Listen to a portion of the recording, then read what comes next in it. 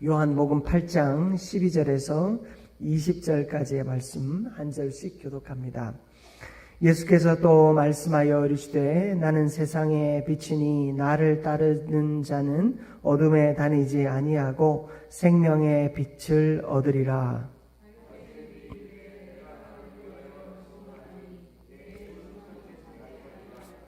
예수께서 대답하여 이르시되 내가 나를 위하여 증언하여도 내 증언이 참되니 나는 내가 어디서 오며 어디로 가는 것을 알거니와 너희는 내가 어디서 오며 어디로 가는 것을 알지 못하느니라.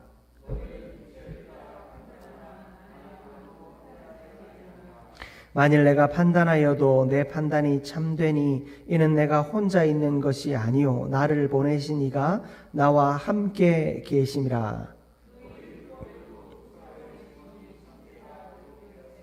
내가 나를 위하여 증언하는 자가 되고 나를 보내신 아버지도 나를 위하여 증언하시느니라.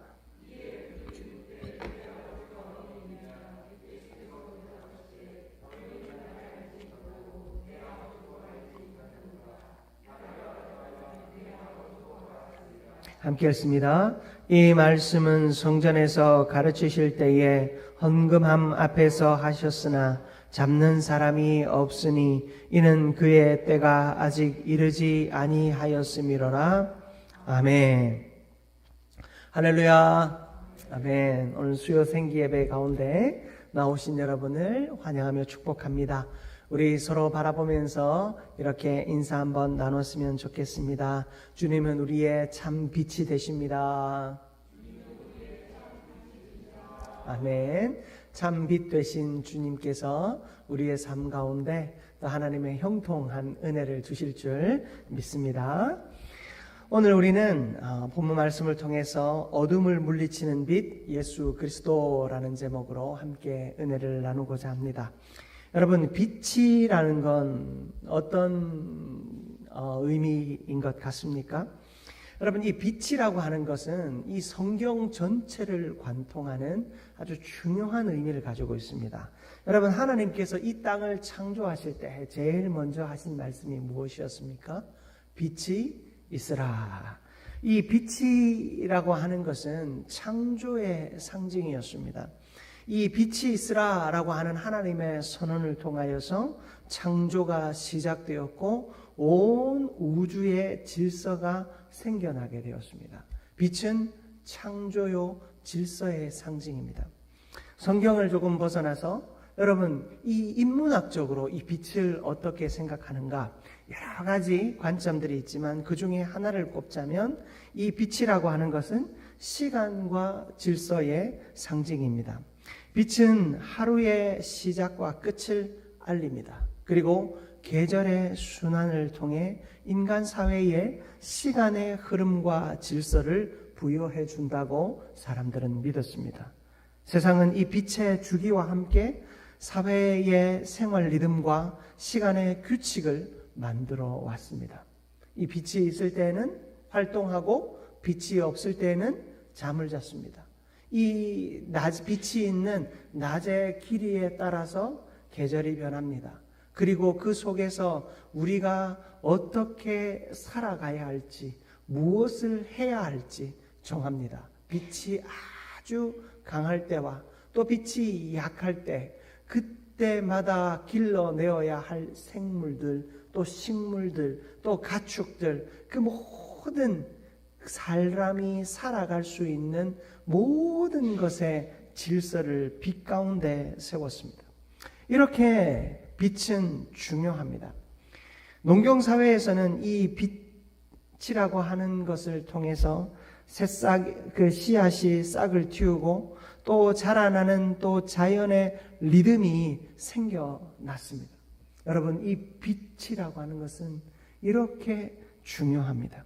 그런데 오늘 말씀은 이 빛을 누구라고 말씀하고 있습니까? 예수 그리스도라고 말씀하고 있습니다. 예수님께서는 스스로를 세상의 빛이다 라고 말씀하셨습니다. 나는 빛이다 라고 말씀하셨습니다.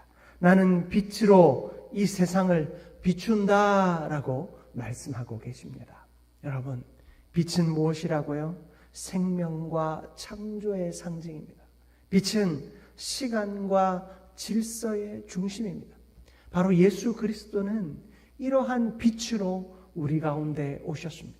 여러분, 예수 그리스도가 계시기에 우리가 존재하는 것이고, 예수 그리스도가 계시기에 우리의 인생에 질서가 있는 것입니다.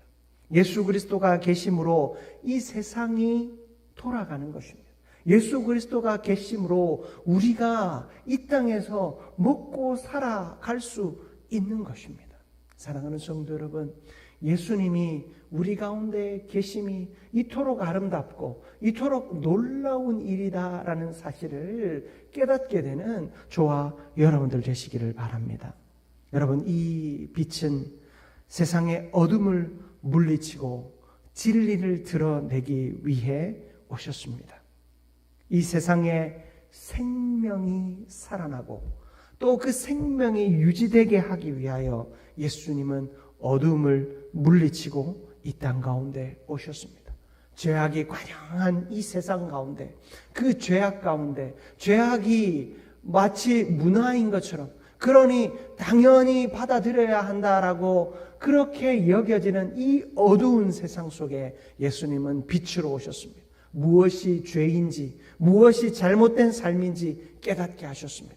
여러분, 우리가 무엇이 옳고 그르냐 아무리 우리의 머리를 굴려가며 판단해봐도 예수 그리스도만큼 중요한 기준, 선명한 기준은 없습니다. 여러분, 우리가 예수 그리스도를 바라보면 말씀 가운데 나타내 보여주시는 예수님의 삶을 묵상하면 여러분, 우리의 삶은 공짜로 사라집니다. 우리는 이 세상 속에서 거저 살아갈 수 있는 것입니다. 어떻게요? 진리를 지키며 살아갈 수 있는 것입니다. 위조 지폐를 감별하는 사람의 이야기를 한번 들려드린 적이 있죠. 여러분, 위조 지폐를 감별하기 위해서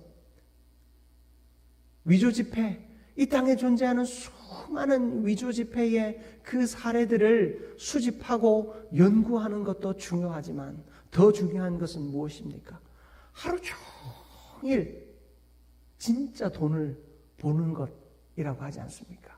진짜 돈을 보고 또 보면 세상에 어떤 새로운 위조 지폐가 발견되어지고 만들어진다 할지라도 그 속에서 진짜 돈을 구별할 수 있습니다.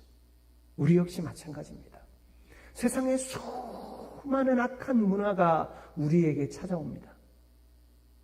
최근에 동성애 문제라든지 여러 가지 사회의 이 성경의 질서와 어긋나는 수많은 일들이 문화라고 하는, 그리고 어떤 사회적 포용이라고 하는 그런 허울을 뒤집어 쓰고 우리 가운데 깊숙이 침투해오고 있습니다. 새로운 악은 점점 더 개발됩니다. 그 악을 탐닉하는 문화는 점점 더 깊어집니다. 그런 사회 속에서 여러분, 우리가 지켜야 할 것은 바로 예수 그리스도, 우리의 빛 대신, 우리의 참 빛이 되시는 예수 그리스도인 줄 믿습니다. 예수 그리스도를 묵상하고 예수 그리스도의 그 거룩한 뜻을 쫓아 살아갈 때 우리는 비로소 이 죄악이 관영한 이 세상 속에서 승리하게 되는 줄 믿습니다. 오늘 말씀을 통하여서 그 빛 되신 예수 그리스도를 깊이 묵상하게 되는 저와 여러분들 되시기를 주님의 이름으로 축복합니다. 첫 번째로 우리가 살펴볼 것은 빛 되신 예수님을 우리는 따라가야 합니다. 예수님께서는 나는 세상의 빛이다. 나를 따르는 자는 어둠에 다니지 아니하고 생명의 빛을 얻을 것이다. 라고 12절 말씀에서 이야기하고 계십니다. 여러분, 이 빛을 따라 산다라고 하는 것은 그저 단순한 동행, 같이 걷는 것, 같이 가는 것, 그것을 의미하는 것이 아닙니다. 이 빛을 따라가는 것, 빛 대신 예수님을 따라 산다라고 하는 것은 어두움에서 생명의 빛으로 나아가는 우리의 모든 걸음을 이야기하는 것입니다.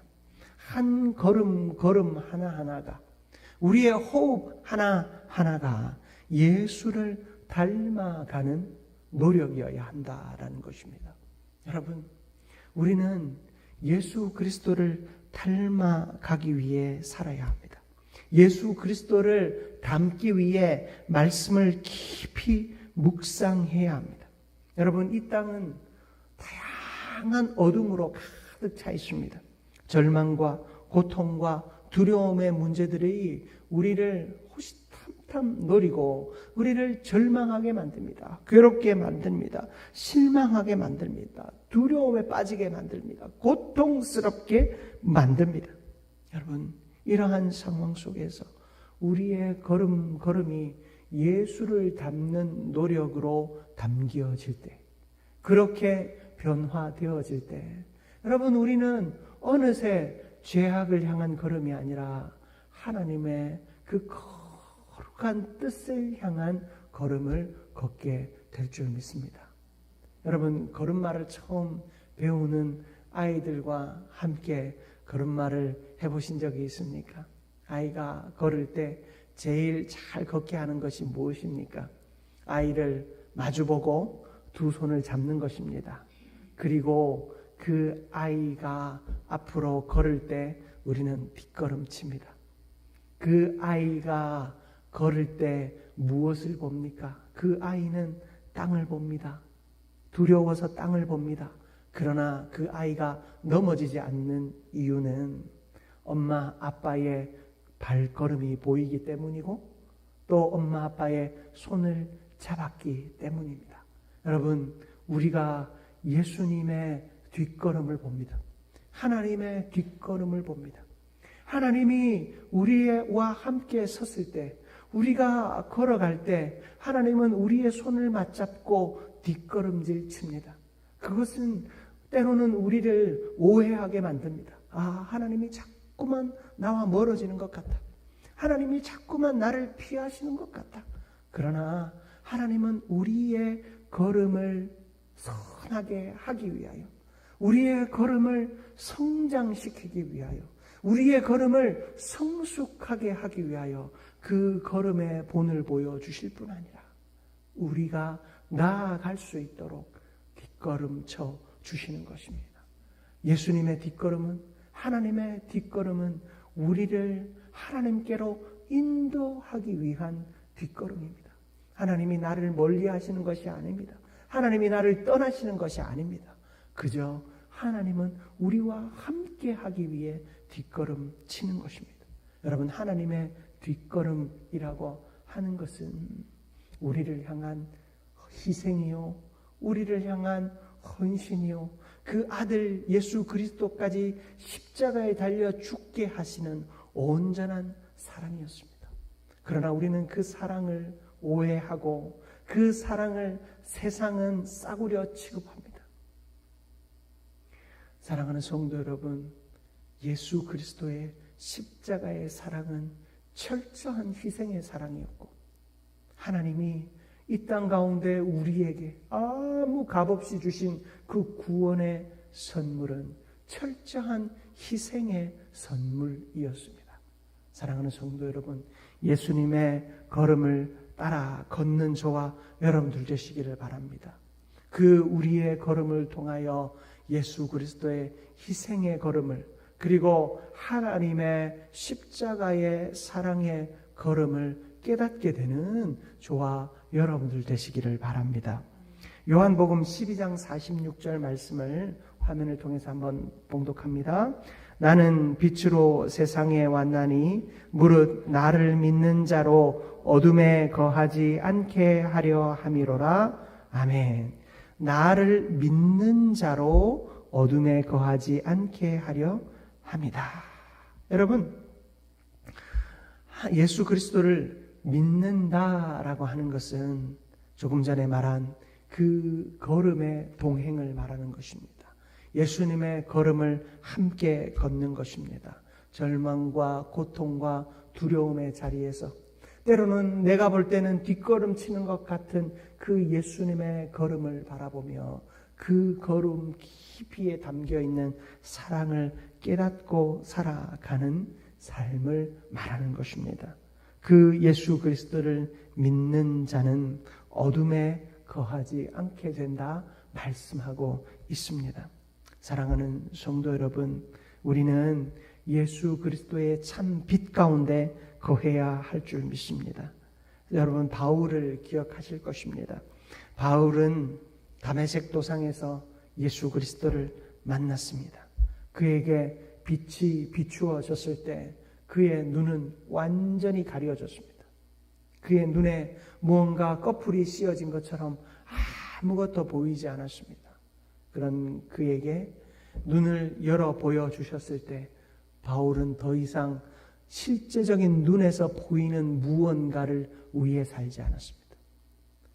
처음에는 자신의 눈으로 보는 율법과 자신의 눈으로 보는 율법적 행위를 쫓아 살았습니다. 그것을 지키기 위해 살았습니다. 그래서 눈에 거슬리는 것들은 다 잡아 넣었습니다. 죽이기까지 하였습니다.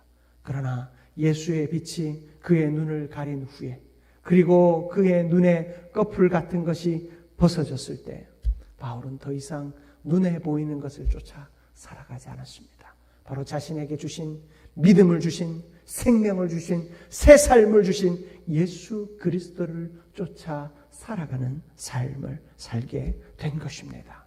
여러분, 우리의 믿음은 눈앞에 보이는 것이 아닙니다. 눈에 보이는 것은 예수님의 뒷걸음밖에 없습니다. 눈에 보이는 것은 하나님의 뒷걸음밖에 없습니다. 눈에 보이는 것은 어둠밖에 없습니다. 그러나 하나님의 뒷걸음 같아 보이는 그 걸음 속에 철저한 희생과 사랑이 있었음을 바울은 보게 된 것입니다. 사랑하는 성도 여러분, 우리도 예수 그리스도의 그 사랑의 빛을, 사랑의 능력을, 사랑의 그 걸음을 우리의 눈에 보이지 않는다 할지라도 나와 동행하시는, 또한 내가 동행하는 그 예수님을 온전히 따라 살아가는 은혜가 있기를 주님의 이름으로 축복합니다. 두 번째로 살펴볼 것은 예수님의 빛 안에 우리는 머물러 살아야 한다라는 것입니다. 여러분, 그저 따라 사는 삶이 다가 아닙니다. 요한복음 15장 5절 말씀은 이렇게 말합니다. 요한복음 15장 5절 같이 한번 합독합니다. 나는 포도나무요 너희는 가지라. 그가 내 안에 내가 그 안에 거하면 사람이 열매를 많이 맺나니 나를 떠나서는 너희가 아무것도 할 수 없음이라. 아멘. 예수님께서는 우리를 포도나무와 가지로 비유하면서 그 안에 거함에 대해서 말씀하고 있습니다. 여러분, 우리가 예수님의 빛 안에 거하는 것, 예수님의 빛 안에 머물러 사는 것, 여러분, 이것은요 어떤 일시적인 선택이나 일시적인 경험이 아닙니다. 이 머문다, 거한다 라고 하는 것은 우리의 지속적인 삶의 방향을 의미하는 것입니다.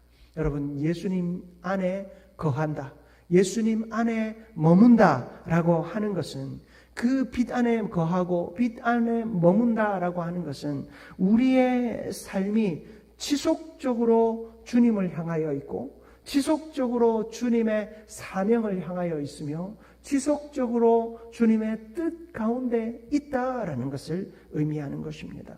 여러분, 구원이 그저 일시적인 경험이나 일시적인 만족이라면 여러분, 우리는 그 구원을 위해 끊임없이 노력해야 할 겁니다.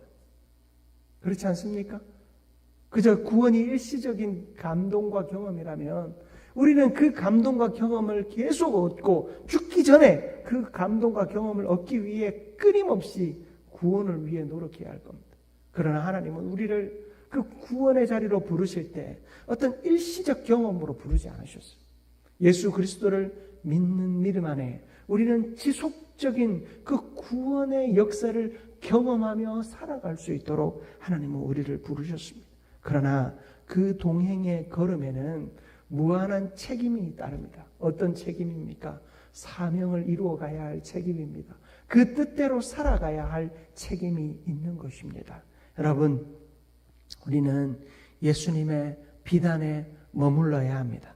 예수님 빛 안에 머문다라고 하는 것은 우리를 구원하시고 우리를 부르신 하나님의 그 사명 앞에 끊임없이 그 사명을 이루어 가기 위해, 그 부르신 뜻을 이루어 가기 위해 애쓰고 노력하는 삶이 우리에게 주어졌다라는 것을 의미하는 것입니다. 사랑하는 성도 여러분, 그러므로 우리는 믿음의 경주를 해야 합니다. 믿음 안에서 최선을 다해 살아가야 합니다.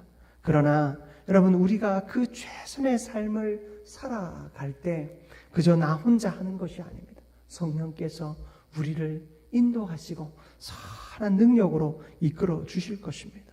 성령의 도우심 가운데 여러분, 믿음의 걸음을 함께 걸어갈 수 있기를 축복합니다. 여러분, 요셉의 이야기를 기억해 보십시오. 창세기 39장 2절에서 3절 말씀입니다. 창세기 39장 2절에서 3절, 우리 화면을 보면서 합독합니다. 여호와께서 요셉과 함께 하심으로 그가 형통한 자가 되어 그의 주인 애굽 사람의 집에 있으니 그의 주인이 여호와께서 그와 함께 하심을 보며 또 여호와께서 그의 범사에 형통하게 하심을 보았더라. 자, 여러분 2절과 3절 한번 보십시오. 화면에 한번 2절도 띄워주십시오. 보면 여호와께서 요셉과 함께 하심으로 그가 어떠한 사람이 되었다고요? 형통한 자가 되었답니다. 자, 그리고 3절도 보십시오. 여호와께서 그와 함께 하심으로 또 뭐라고 말합니까? 그가 범사에 형통하게 하심을 보았더라. 여러분, 여호와와 요셉이 함께 하였대요. 어떤 자리에서요? 이 고난과 역경의 자리에서요. 요셉은 형들에게 배신을 당하고 노예로 팔려갑니다. 그 애굽에서도 보디발의 집에서도 억울한 누명을 쓰고 감옥에 갇히게 됩니다. 여러분, 그에게는 억울함이 가득하고 그 마음 가운데 분노가 가득해도 이상할 것이 없었습니다. 그는 극단의 길을 걸었습니다. 철저하게 아버지의 놀라운 사랑을 받았습니다. 자색 옷을 입었거든요. 자색 옷을 입었다라고 하는 것은 최소한 집안에서는 왕자의 지위를 가졌다라는 겁니다. 그만큼 아버지의 사랑을 독차지하는 아들이었습니다. 형들에게 시기와 질투를 받을 만큼 모든 사랑을 독차지하는 아들이었습니다. 그런 그가 노예로 팔려가고 그 노예로 팔릴 뿐만 아니라 억울하게 감옥살이까지 했습니다. 그런 그의 마음 가운데 분노가 가득하고 또 이 어리석음이 그 안에 가득해야 할 것 같습니다. 그러나 요셉은 어떻습니까? 형통한 삶을 살았습니다. 감옥에서도 노예로 그 집안의 종으로 있는 중에서도 형통한 삶을 살았습니다. 그 이유가 무엇입니까? 하나님과 요셉이 함께 있었기 때문입니다. 사랑하는 성도 여러분, 예수 그리스도와 우리가 함께 할 때, 우리가 예수 그리스도 안에 거하고 예수 그리스도가 우리 안에 거할 때 우리는 비로소 형통한 삶을 살아갈 수 있습니다. 여러분, 그 형통한 삶에 대하여 아까 창세기 39장 3절 하반절에도 보면 그 주인이 어땠다고요? 보았더라 라고 기록하고 있습니다. 여러분, 하나님과 함께하는 형통한 삶은요, 내 개인적인 만족이 아니에요. 나만 누리는 것이 아니에요. 그러한 삶은 다른 사람에게도 보이는 겁니다. 하나님을 알지 못하는 사람에게도 보이는 겁니다. 여러분, 이것이 우리가 그리스도인으로서 복음을 전하는 참 전도자의 모습 아니겠습니까? 우리가 예수 그리스도를 전하는 것, 예수 그리스도의 생명을 전파하는 것, 하나님과 함께 거할 때, 예수 그리스도와 함께 거할 때 그 모든 것이 자연스러워지는 것입니다. 전도를 특별히 배우고 전도를 특별히 훈련하지 않아도 내 안에 예수 그리스도가 거하고 예수 그리스도가 내 안에 거할 때 우리의 삶을 통해 예수의 향기가 드러나며 우리 속에 예수가 함께 하심이, 예수가 나를 인도하심이 그대로 드러나게 되는 것입니다. 그러므로 사랑하는 성도 여러분, 예수님의 빛 안에 머무르며 함께 거할 수 있는 저와 여러분들 되시기를 바랍니다. 내 안에 예수가 드러날 수 있도록 말씀을 깊이 묵상하십시오. 말씀을 깊이 묵상하며 말씀 안에 실천하며 살아가도록 애를 쓰십시오. 내가 말씀을 묵상하는 일은 그저 말이 쉽지 참으로 어렵습니다. 여러분이 오늘 들은 말씀을 가지고 내일 기억하는 것이 쉬운 것 같습니까? 참 어렵습니다. 그만큼 말씀대로 산다라고 하는 것은 애쓰고 노력함이 있어야 하는 것입니다. 여러분, 말씀을 묵상하고 곱씹으시기 바랍니다. 매일 성경을 펼치시고 매일 그 속에서 나에게 말씀하시는 하나님의 말씀을 귀 기울이시기 바랍니다. 여러분, 우리가 하나님의 말씀에 은혜를 누리는 것은 그저 그 말씀에 하루의 깨달음을 얻는 것이 아니라 내 안에 거하시는 예수 그리스도께서 살아 역사하시는 것이고 성령께서 그 말씀을 깨닫게 하여 주시는 것입니다. 여러분, 이러한 것은 그 말씀을 향하여 세상과 우리가 다르게 볼 수 있는 이유는 하나님이 살아 내 안에 역사하셔야지만이 가능한 것입니다. 여러분, 우리는 하나님이 내 안에 거하심을 날마다 인정하며 살아가야 합니다. 그 내 안에 거하시는 하나님을 날마다 찾고 불러야 합니다. 그리고 그 말씀 속에서 하나님이 나에게 주시는 은혜들을 완전히 찾아 나아가야 할 것입니다. 그것이 바로 빛 가운데 머물러 있는 삶인 줄 믿습니다. 이러한 삶을 살아가는 저와 여러분들 되시길 주님의 이름으로 축복합니다. 마지막으로 우리는 예수님의 빛을 세상에 비추어야 합니다. 여러분, 빛의 존재 목적은 무엇입니까? 빛은 스스로 영광을 취하기 위해서 존재하는 것이 아닙니다. 빛의 존재의 목적은 어두운 세상을 밝히기 위함입니다. 예수님께서 이 땅 가운데 오셔서 그저 왕으로 선지자로 섬김을 받기 위해 이 땅 가운데 오신 것이 아닙니다. 세상 사람들에게 그저 몇 가지 깨달음을 주기 위해서 그들에게 온 것이 아닙니다. 예수님은 빛으로서의 존재 목적을 가장 명확하게 우리 가운데 나타내 보이셨습니다. 어두운 세상을 밝히셨습니다. 자신의 몸을 십자가에 달려 죽게 하심으로 하나님의 아들이시요, 아니 하나님 그 자체이신 예수님께서 이 땅 가운데 십자가에 자신의 몸을 내어 드림으로 이 땅 가운데 어두움을 몰아내고 참 빛을 비추어 주셨습니다. 우리를 향하여 마태복음 5장 14절은 이렇게 말합니다. 너희는 세상의 빛이라. 여러분, 예수님을 믿고 예수님을 의지하며 살아가는 저와 여러분은 세상의 빛입니다. 세상에 빛된 저와 여러분의 존재의 의미는 단 하나입니다. 세상에 빛을 비추는 것입니다. 세상에 빛을 비추기 위해 우리는 구제하고 선교하고 전도하고 헌신하며 봉사하는 것입니다. 여러분, 교회에 와서 예배당에서 좋은 말씀 듣고 마음에 오늘도 좋은 말씀 듣고 하나님 감사합니다. 나를 구원하여 주셔서 감사합니다. 그렇게 집으로 돌아가면 여러분, 우리 그 인생은 절반만 살아가는 것입니다. 그냥 그 구원의 감격을 누린 그 기쁨의 끈을 붙잡고 가늘게 살아가는 겁니다.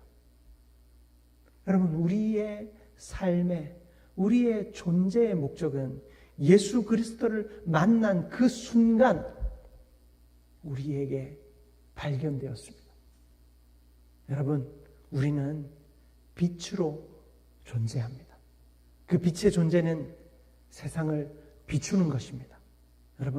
여러분은 무엇을 위해 살아갑니까? 주님이 나를 향하여 너희는 세상의 빛이라 말씀하셨으므로 우리는 세상을 향해 빛을 비추는 삶을 살아야 할 줄 믿습니다. 그러하기에 우리는 가만히 있으면 안 되는 거예요. 헌신해야 하고 충성해야 하고 봉사해야 하고 섬겨야 하는 것입니다. 하나님 앞에 물질 많이 달라고 기도하십시오. 그리고 그 주신 물질로 세상을 향하여 베풀고 흘러가게 하십시오. 하나님 앞에 건강을 많이 달라고 하나님 앞에 기도하십시오. 그리고 그 건강한 몸으로 세상을 향하여 끊임없이 봉사하십시오. 하나님, 나에게 입술의 권세를 주십시오. 하나님 앞에 말씀 간절히 구하십시오. 그 말로 말 잘해서 세상에 존경받는 사람이 아니라 그 입술로 예수를 전하는 사람이 되십시오. 여러분의 가족, 여러분의 직장, 여러분의 사업, 여러분이 하는 모든 일들에 하나님의 역사가 나타나기를, 기적이 나타나기를, 하나님의 은혜가 부어지기를 기도하십시오. 그러나 그것으로 세상에 빛을 비추는 삶을 살아가기를 결단하십시오. 제가 여러 번 말씀드렸습니다. 저는 물질 만능 목사가 아닙니다. 그러나 여러분을 위해서 끊임없이 물질의 은혜를 위해서 기도합니다. 여러분, 우리 인생은 하나님께 있습니다. 내 목숨 하나님께 있습니다. 내 건강도 하나님께 있습니다. 나를 불러가시면, 오늘이라도 불러가시면 나는 가야 합니다. 그러나 그럼에도 불구하고 끊임없이 하나님의 기적을 위해, 회복을 위해, 건강을 위해 저는 기도합니다. 돌아가실 나를 받고 오늘 내일 돌아가실 것이 의학적으로 분명함에도 불구하고 저는 한 번도 하나님의 회복을 위해서 기도하지 않은 적이 없습니다. 여러분, 우리가 하나님 앞에 수많은 것을 구합니다. 그러나 그것을 구하는 목적이 무엇입니까?